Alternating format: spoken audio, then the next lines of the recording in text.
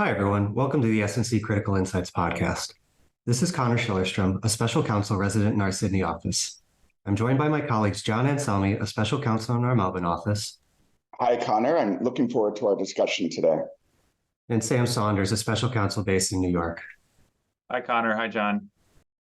There continues to be a significant focus on critical minerals in the context of global decarbonization.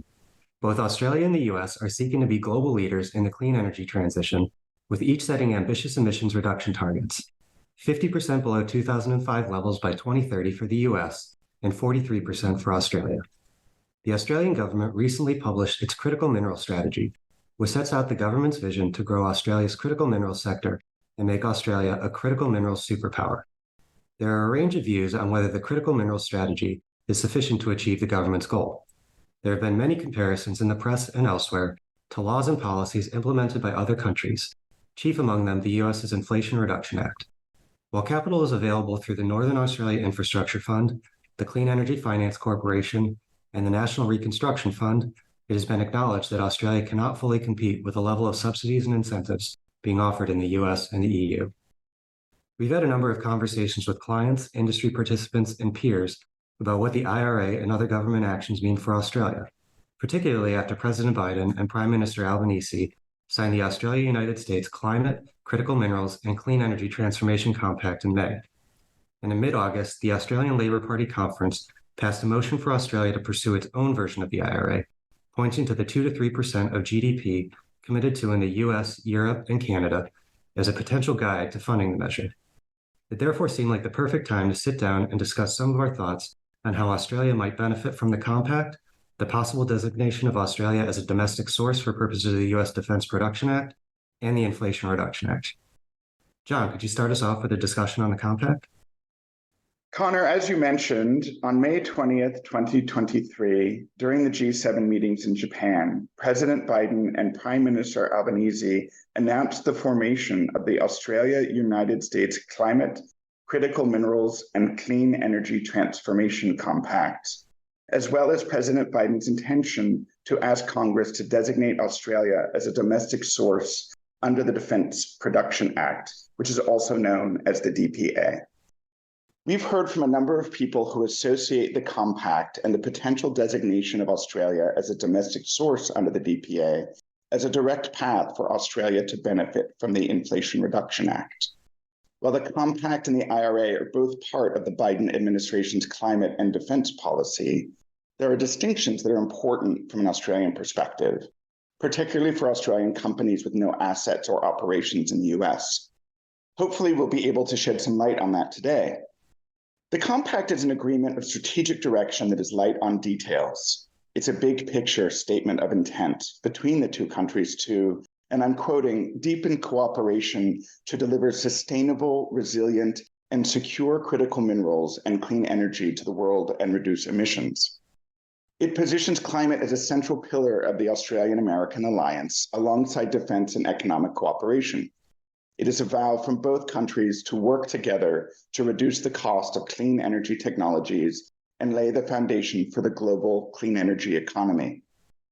The compact states that it is intended to develop and expand reliable, responsible, and secure global access to critical minerals, which perhaps reveals the compact's implicit goal of creating a clean energy supply chain that is not dependent on China, which currently controls or aims to control many aspects of minerals required for the clean energy transition, including critical minerals supply and processing technologies. The US also entered into a similar agreement with the United Kingdom, known as the US-UK Critical Minerals Agreement, in June 2023. The next step the compact identifies is for Australia and the US to establish the Clean Energy Industrial Forum, the purpose of which is to set the core objectives of the Australia-United States Task Force on Critical Minerals. The goal is that the task force identify concrete actions that can be taken towards achieving the compact's objectives within 12 months, which would be May 2024, and which may require legislation or regulatory rulemaking in either or both countries. Connor, perhaps you could elaborate on how Australian critical minerals and clean energy participants might benefit from what comes from the compact.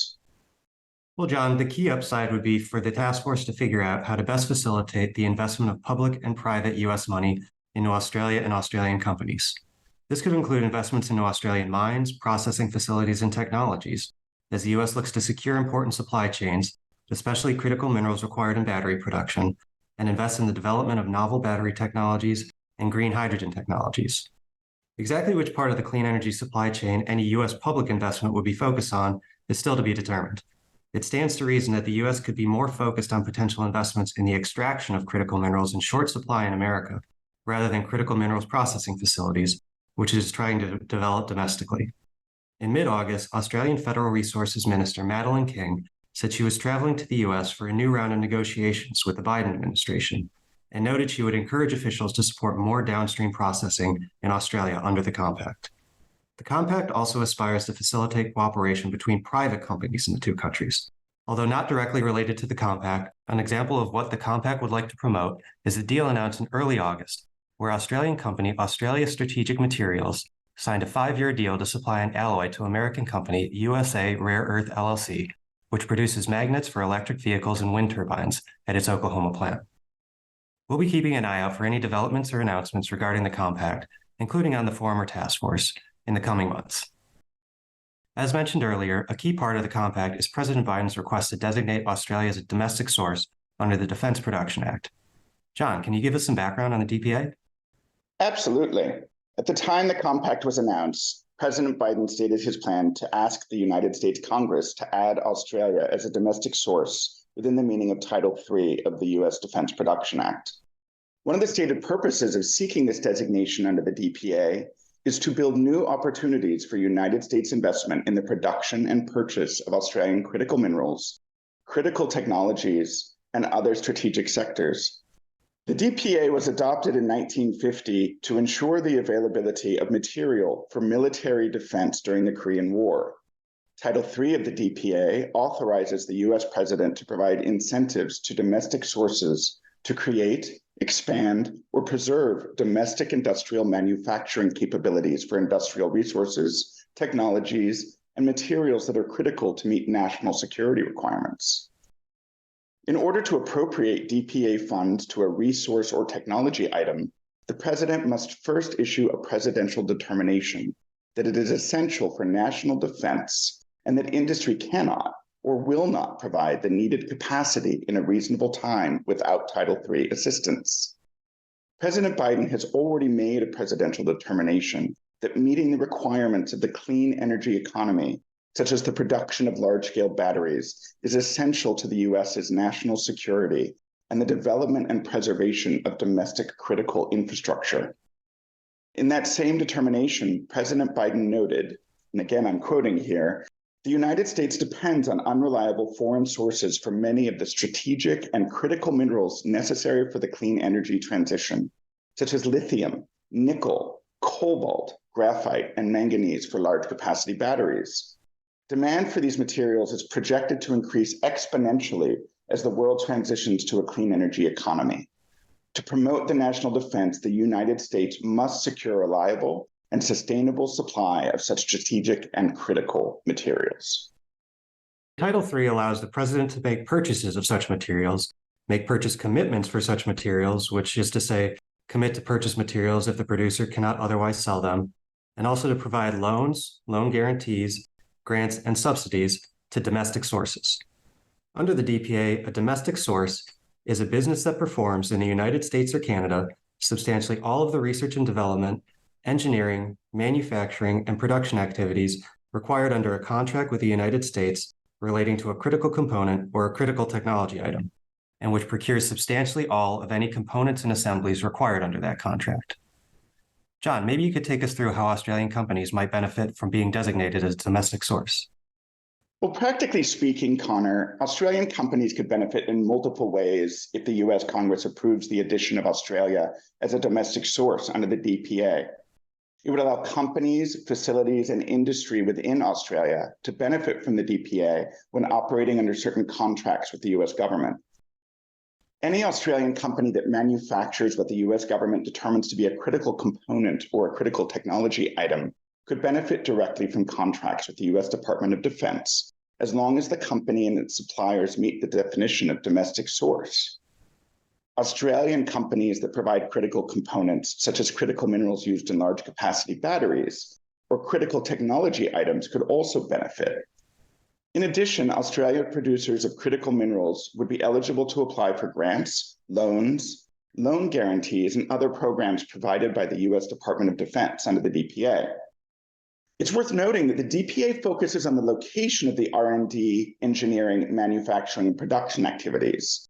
Thus, classifying Australia as a domestic source could also encourage investment in Australia by non-Australian companies, since carrying out those activities in Australia could qualify under Title III of the DPA. The scale of what's required for the battery supply chain is well beyond what the US can produce right now, and the desire to de-risk from China is consistent across the American political spectrum. So it would appear that allowing the US to invest in the production and purchase of Australian critical minerals and technologies may be one area where there is bipartisan agreement in Washington, although, as we'll mention later, it's still to be seen if that's the case. In line with the president's intentions, the Pentagon requested Congress to designate Australia and the UK as domestic sources through the National Defense Authorization Act, which is a bill passed by Congress every year with the annual budget and expenditures appropriated for the US Department of Defense. The House and Senate have passed two different versions of this bill, with the Senate version including the domestic source designation, but the House version does not include the designation. So the next step is for Congress to form a conference committee with members from the House and Senate to agree to a compromise bill. That is due to happen in September. We're tracking that process, and we'll see if the domestic source designation makes it into the final version of the bill. Connor, back to you. Thanks, John. So the third topic we wanted to discuss is the U.S. Inflation Reduction Act.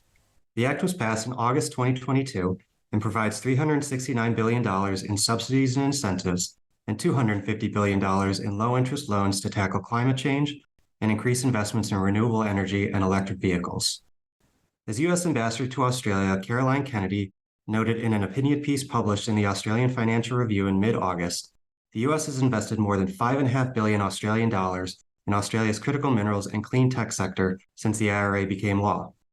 This includes investment into Australia, such as General Motors' $100 million investment in Australian Minerals Processing Company, Queensland Pacific Metals for its Townsville Energy Chemical Hub project, and US-based lithium refiner Albemarle's announcement that it plans to double production capacity at its lithium hydroxide processing plant in Western Australia. It also includes investment into the US assets of Australian companies, such as Lynas Rare Earths investment from the US Department of Defense, worth several $100 million towards building a heavy rare earths processing facility in Texas. Now, all those deals have all been announced since the IRA became law. None were directly attributable to the IRA, whose direct benefits are largely limited to investments made in the US. However, some Australian companies with operations in the US have already received loans under the IRA. For example, Australian miner Ioneer received a $1 billion loan from the US Department of Energy to expand its lithium mine and processing operations in the US, and Sierra Technologies received a $140 million loan from the Department of Energy to invest in its processing facility for graphite-based active anode material for lithium-ion batteries in Louisiana. Sam, let's bring you in to give us an overview of what sort of loans and tax credits under the IRA are available for critical minerals projects in particular. Thanks, Connor. I'll start with an overview of the available federal loans. The IRA and other recent legislations, such as the Bipartisan Infrastructure Law, have significantly expanded the lending authority of the U.S. Department of Energy's Loan Program Office. And the Loan Program Office can provide long-term debt financing for large-scale critical minerals projects at attractive rates, provided that they're in the U.S. So two key funding programs for these types of projects are the Advanced Technology Vehicle Manufacturing Program, or the ATVM, and the Title 17 Innovative Energy Loan Program. So under the ATVM, automobile manufacturers and materials manufacturers are eligible to obtain direct loans from the federal government for projects that produce ultra-efficient vehicles that meet certain fuel standards.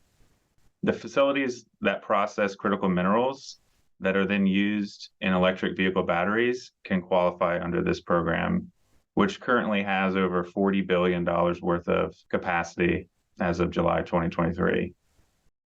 Then under the Title 17 program, projects that increase the domestic supply of critical minerals through the production, processing, manufacturing, recycling or fabrication of mineral alternatives are eligible for government loan guarantees. And there's over 70 billion remaining statutory capacity in this program. And to qualify for this Title 17 program, the project must utilize new or significantly improved technology, avoid, reduce, or sequester greenhouse gases, be located in the US, although foreign ownership is possible, and have a reasonable prospect of repayment. So those are the two key loan programs. There's also a few tax credits that I'll flag, and there's many more in the IRA, but these ones are really critical for critical mineral projects. So the first one is the Advanced Manufacturing Production Credit, or the 45X credit. And that gives a tax credit equal to 10% of the costs incurred in respect of producing critical minerals, provided that the production occurs in the US and that the minerals are sold to an unrelated party. Actually, this credit is not subject to phase out currently, so it will apply indefinitely. It can be transferred for cash, so you can sell the credit if you do not have sufficient tax liabilities to use it. And it's also refundable by the government, meaning for the first 5 years, if you're a for-profit entity, the government will write you a check for the amount of the credit. Another credit you'd have to look at is the Advanced Energy Project Credit, or the 48C credit. That's available to projects in the US that re-equip, expand, or establish industrial facilities for processing, refining, or recycling critical minerals. And that's an investment tax credit, which starts at 6%, but can be increased to 30% if you meet prevailing wage and apprenticeship requirements. The final credit I'll flag is the Clean Vehicle Credit, 30D, and that's a $7,500 credit for customers that buy qualifying electric vehicles in the US. And to qualify for that credit, the vehicle must contain a threshold percentage of the value of critical minerals extracted or processed either in the US or in a country in which the US has a free trade agreement, which includes Australia. Although it may be difficult to see how Australian producers of critical minerals directly benefit from this consumer credit, it positions Australian producers as preferred suppliers of materials that are relatively rare in the US currently.